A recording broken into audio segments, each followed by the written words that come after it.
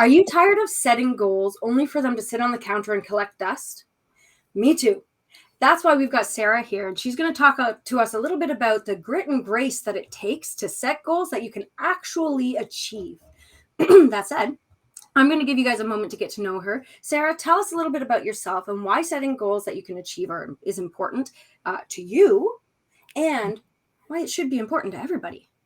Amazing. Thank you so much for having me here today, Shauna. It's my first ever Facebook Live. I know we're live in a bunch of different places. So thank you for having me on the show. My name is Sarah Kinlan. I am a mindset coach and motivational speaker, and I help people achieve goals with the right balance of grit and grace. So if you think about your goals that you may have set in the past, did you write it down? Did you think of it on January 1st and by January 31st, it was gone? I offer my audiences lots of tips and tricks on how to actually achieve their goals. That's amazing, because truly in business and in life in general, because I do believe that life and business are intricately intertwined, we're always setting goals. We really are. We're trying. Okay, you know what? New Year's comes along and we're saying things like, I'm going to lose those 10 pounds, or I'm going to start reading more, or doing yoga, or whatever the heck it is. I'm going to reach out to the right amount of people when I'm doing my outbound marketing. Yeah. Well, do you do it? Yeah. What have you actually set yourself up for success?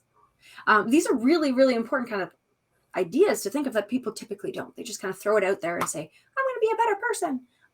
So or alternatively, they might set a goal that's something they've already done in the past, right? Like, I want to get 3 new clients this month. Okay, well, last month you got 3 new clients. So where's the excitement in getting 3 new clients this month, right? Like, I want to help people set goals that are super exciting, that make them jump out of bed every morning to get after them.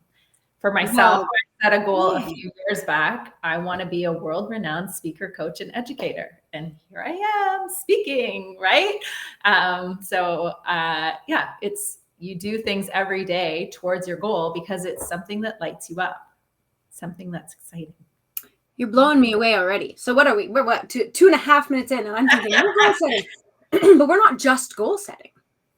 This is more than that. This is like visionary goal setting. So tell me a little bit more about that, and why is that side of things important? Because like I just did, I was thinking goal setting, we're going to do this repetitive task that we want to make sure that we do. We're going to kind of more along the lines of, and this is totally in alignment with my background in psychology, more along the lines of habit formation. Yeah. And I mean, if you don't already have the habit, perhaps that's a part of the goal, but you're not talking about just the habits on the way to the goal. You're talking about this visionary process. Dive into that for me for a little bit. Yeah. So with all of my clients and audiences, I always start with a goal setting reflection. So we go back in time.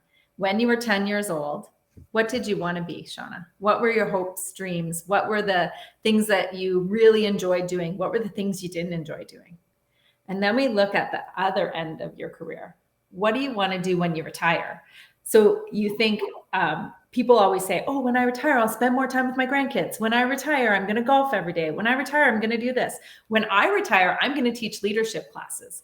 Well, last year I was like, screw that. I am not waiting for retirement. I'm going to start teaching leadership classes today. And so that's what I'm doing, right? So we do this reflection of looking back and looking forward. And then the third question I like to ask is, what's something you've never done, but you've always wanted to do? Oh, these 3 questions, when you pose them to an audience or a client, get people really thinking. And through the answers to those 3 questions, some themes will come out, and some goals will come out, and some actions will come out. And people get really excited about this. And from there, we formulate a goal, a big, fun goal. So you're not just letting people come to you with goals and you help them to stack up the necessary actions. We are actually unearthing your deep-seated goals that you perhaps subconsciously didn't even know were there or even possible. Yeah. Mm-hmm. Mm-hmm. Mind blowing. I have one client I worked with wanted to spend more time outside. and we set a goal about spending more time outside, which turned into a goal about teaching other people who grew up in the city with, like him, in an apartment without going outside, without learning how to canoe or kayak or camp. And now he spends all of his time volunteering for an organization that gets those youth out into the campgrounds. So that's amazing.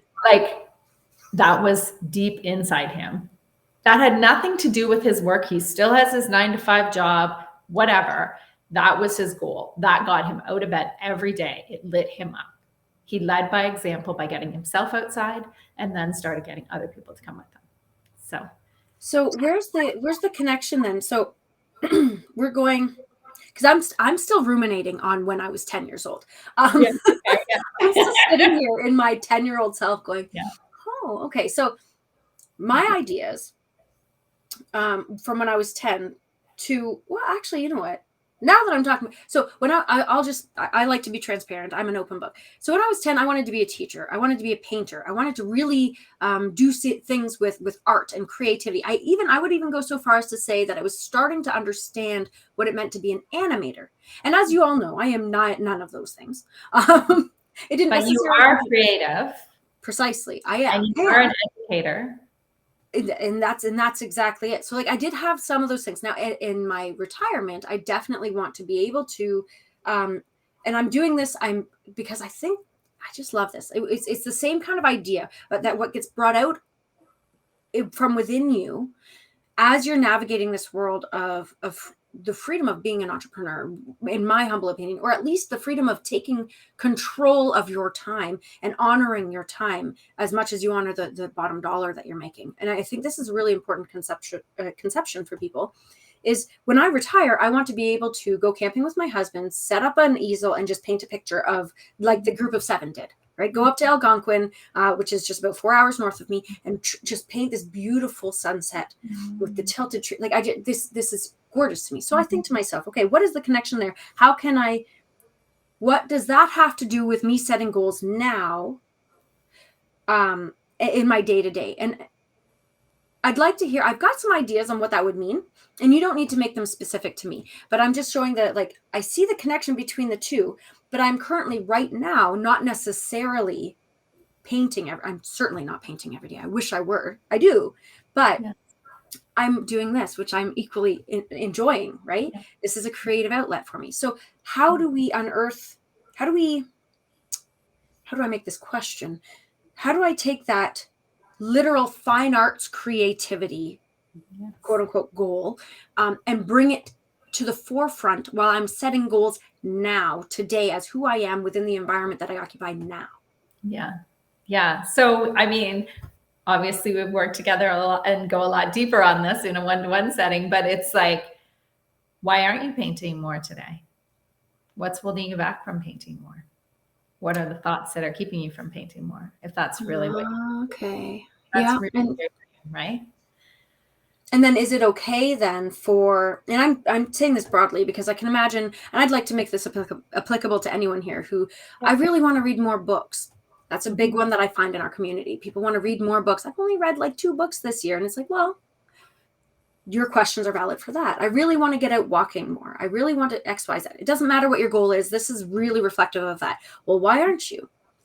And true to form. Great comments coming, by the way, Shauna, that you are all those things, not just what your 10-year-old was thinking, and that you should paint on your next camp out. Right. And I'm camping again, guys, in 2 weeks. So here we go. Okay, and I have this supplies. I think this is part of it. And I don't want to go into coaching like you coaching me in this situation. I want to make sure this is applicable to everybody. What I do? I'm like, oh gosh, guys, come on, calm down. But I do bring, just full disclosure, I do bring my sketchbook and I sketch every time I go out. So I'm there. But I'm thinking more along the lines of like, true to form, I'm thinking of a Jason Mraz song, right? He sings something to the effect of free up your, like, open up your calendar and then you're free. Yeah. And we still live in reality though. We still have priorities. We still have to bring the kids to school. We still have to pack lunches. We still have to do our revenue generating activities in our business if we're entrepreneurs. We still have to do the checklist of commands when you're in your 9 to 5. You have to complete those things to uphold where you're at. So it's a matter of like, okay, where do I free up time while still honoring the priorities that I have in life and the realities that I experience? Somebody wants to travel more. Okay, but their finances are restricted and they're working a 9 to 5 every single day of the week, including maybe some overtime because they need to in order to pay bills. And you're doing a side hustle.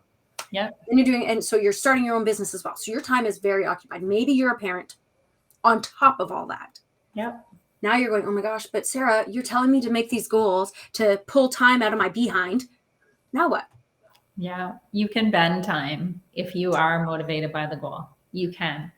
So I'll just give you an example of this person I know, me.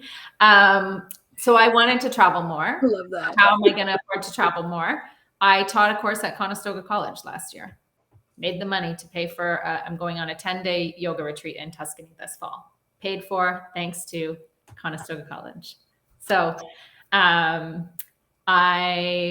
want to grow this business. I'm working a 9 to 5.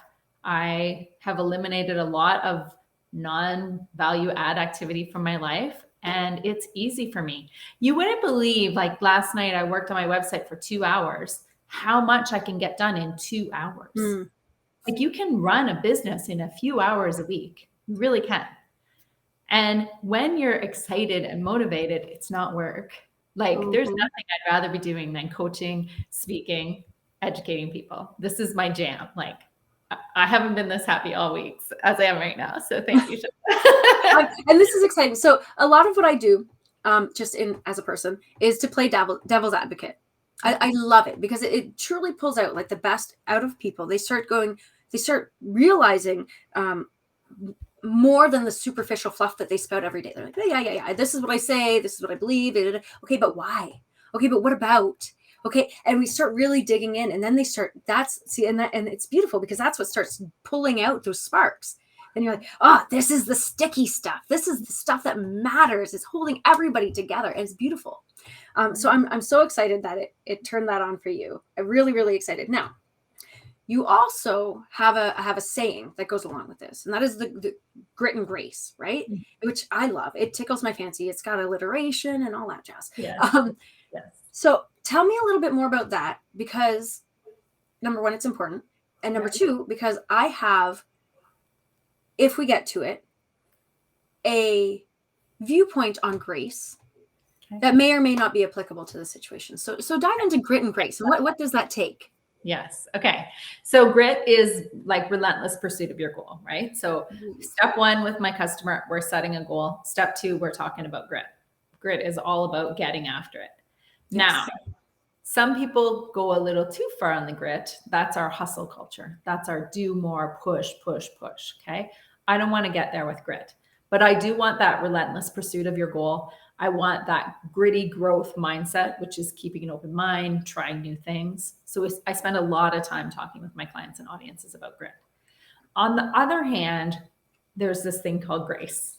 And grace is forgiving yourself. Forgiving yourself when maybe you didn't send those emails. Maybe you didn't get the number of clients that you're hoping to get in a month. Giving yourself that forgiveness. But if you have too much grace, it's like, oh, it's okay, self. I'll do that next year. And you don't actually get anything done. So what I'm talking with my clients about is having the right balance of grit and grace to get after their goals. And I do that by, again, doing some reflection work, right? And talking about grit and setting a grit statement. So a grit statement, my grit statement is faith over fear. I live my life freely and on my own terms. I spend the most time doing what I want to do and what I love to do. I try new things. I'm growing. So that's my grit statement. I help all of my audiences and clients develop their own grit statements. I write it in my journal almost every day. It's with me. Someone asked me to do something I've never done before. I'm like, I try new things. That's me. Sure, I'll do it. Right? I have always said I'm never, ever getting a tattoo, never getting a tattoo. My mind is opening to the possibility that I might get a tattoo one day. Okay? Similarly, on the grace side, we do some reflection and come up with some affirmations that are meaningful to the individual. So for me, my affirmation is, I am strong. I am beautiful. I can do all of this. It is safe for me to be brave, to take risks, and to have fun. And so anytime I'm feeling overwhelmed, I am strong. I am beautiful. I can do all of this. It's coming with me. Anytime I'm scared, it is safe for me to be brave, to take risks, and to have fun doing it. Okay. I was scared to death coming on this live with you, and look at me. I'm having so much fun. It is safe for me to be brave and to have fun. Okay. It's so beautiful. It really is beautiful. And what I particularly love, and I got like this, like, it felt like somebody had taken their thumbs on both sides of my spine. It wasn't like a tingle, just like, and ran it down. I was like, oh, that's perfect. Because this is my beef with grace, is the question of, when does grace become laziness? Lazy, exactly. Right. And that's always bothered me. And I've never really been able to kind of conceptualize, like, am I being lazy right now? Like, how can I tell if grace is walking that fine line between grace and laziness? Can you tell me that? Because I don't know. Yeah. Definitely, when you have that grit, the relentless pursuit of your goal, you're not going to be lazy. But you are going to have the right amount of grace to forgive yourself when things don't go exactly as planned. So as long as you're taking the steps forward, and you're not just sitting in plateau or in stagnation, you're not just sitting in almost, I wouldn't maybe necessarily call wallowing, but yes, right. As long as you're not just accepting the status quo, then you're putting in enough grit to allow for the grace that you deserve. Absolutely. Oh, that was beautiful. Okay, so how do we get to the point of like achieving these goals? Now we've really conceptualized them. We've pulled them out from the depths of our spleen. And if you're a poet, you know what this means. And I've got a thing for. Don't worry about it. You pull it right out of you, and you're sitting with it. You've understood the difference between, or rather, the flow between grit and grace. Now, how are we actually actively achieving these goals? Because this seems like a big thing for somebody who doesn't go out very much now, or is expecting themselves out of joy to do all these things. To me, it falls back to what we started at. I feel like we've gone full circle. Now we're talking about habit formation. Mm-hmm. Absolutely. Yeah. And while just before I answer that question, hello, Andrew, I see you in the comments, and a few other people that love the grit statement. Yeah, I love the grit statement. It's been life-changing for me, for sure. Okay. So how do we actually get after these goals? So adults learn by repetition, and our subconscious mind wants to take over and go back to the comfortable ways of working all the time. And so we need to retrain our subconscious mind with new ways of working. And we do that through repetition. So I have a journal. Every day I write out my goal. I'm so happy and grateful now that I'm a world-renowned speaker, coach, and educator. I talk about, how does that goal make me feel? I feel free. I feel unique. I feel valuable. Those feelings are how I'm going to feel when I've achieved that goal, is what gets me up and excited every day, because I'm getting out of bed. I know I'm going after this goal, right? And so having that repetition, it's in the back of my mind. I take action towards my goal sometimes without even knowing it, because my subconscious knows what my goal is now, right? That's how we work at the habits. Same with the grit and grace statement. I write them over and over and over again. I have them pinned to the sides of my monitors, because I want my subconscious mind to know this is the way we do this. Right? This is how we get after our goals. This is how we're going to achieve greatness, is that repetition. Yeah. And it's really cool, because for me, I don't know how many times I just realized I say really cool a lot. That's really cool. Am I a 90s kid? Yes. Maybe. Maybe I should switch to French. Oh, chouette. Let's just shift it up a little bit. So yes, this repetition, this goal setting, and the way you've termed it is that I am that person. Yes. And you are. Yes. And you're embodying it every day through your words and through your actions. Mm-hmm. And what's really interesting to me is that is the first step in habit formation. And if you haven't read it yet, absolutely should. This is to everyone here listening. James Clear's Atomic Habits.